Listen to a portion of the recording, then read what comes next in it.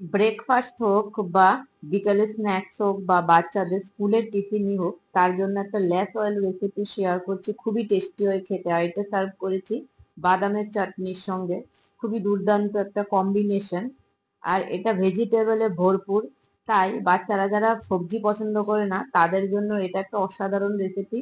আর আমরা মারা এইভাবে আমরা বাচ্চাদেরকে সবজিও খাইয়ে দিতে পারি। তাহলে ঝটপট দেরি না করে রেসিপিটা দেখে নিন। তার জন্য আমি 1 কাপ মতো সুজি নিয়ে নিয়েছি। মোটা সুজি ইউজ করেছি তাতে। যে কোনো সুজি আপনারা নিতে পারেন। তাতে 1 কাপ মতো দিয়ে দিয়েছি গ্রেটেড গাজর, তারপর দিয়েছি সমপরিমাণ গ্রেট করে রাখা বিটরুট, তারপরে দিয়েছি একটা ছোট সাইজের পেঁয়াজ কুচি। এখন তাতে অ্যাড করব কিছুটা সুইট কর্ন।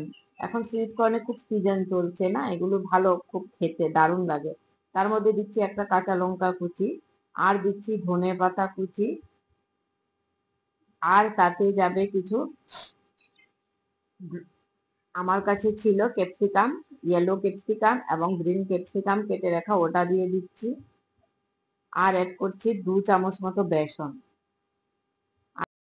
আদা রসুনের পেস্ট। এটা আপনারা চাইলে স্কিপ করতেই পারেন। তারপর তাতে দেব 2 চামচ মতো দই, আর ড্রাই মশলার মধ্যে দেব একটু জিরে গুঁড়ো, হলুদ গুঁড়ো, নুন, ব্যাস। আর একটু জল দিয়ে একটা গাঢ় একটা ব্যাটার মতো বানিয়ে নেব। এটা বেশি পাতলা হবে না, একটু গাঢ় টাইপের হবে। খুবই টেস্টি খেতে, বন্ধুরা একবার ট্রাই করে দেখবেন। আর আমার রেসিপিগুলো যদি আপনাদের ভালো লাগে, please don't forget to like, share and subscribe the channel. তাহলে আমিও মোটিভেশন পাই নিউ নিউ রেসিপি নিয়ে আসার জন্য। আর একটু বেকিং সোডাও অল্প পরিমাণ দিয়ে দিয়েছি তাতে। আর আপনারা জানাবেন কোথা থেকে আপনারা আমার ভিডিওগুলো ওয়াচ করছেন, আর কেমন লাগলো রেসিপিটা সেটাও আমাকে জানাবেন। এইভাবে মিক্স করে একটা ব্যাটার বানিয়ে, যেহেতু সুজি আছে, 5 থেকে 7 মিনিট বা হার্ডলি এটাকে 10 মিনিট একটু ঢেকে আমরা রেস্টের জন্য রেখে দেবো। তাহলে সুজিটা ফুলে যাবে।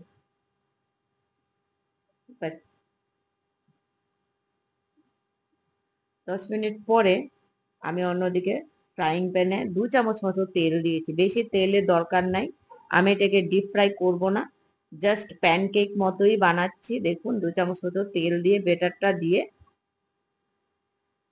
একটু হালকা করেছি, বেশি মোটা ব্যাটারও দেইনি, দিয়ে এভাবে ঢেকে দিলাম। 2 থেকে 3 মিনিট মতো হার্ডলি লাগবে একটা সাইড কুক হতে, ব্যাস। তারপর ওটাকে ঢাকা উঠিয়ে টার্ন করে দেব। আর একটা সাইডে এইভাবে 2-3 মিনিট কুক করে নেব, বাস, তাহলেই রেডি হয়ে যাবে।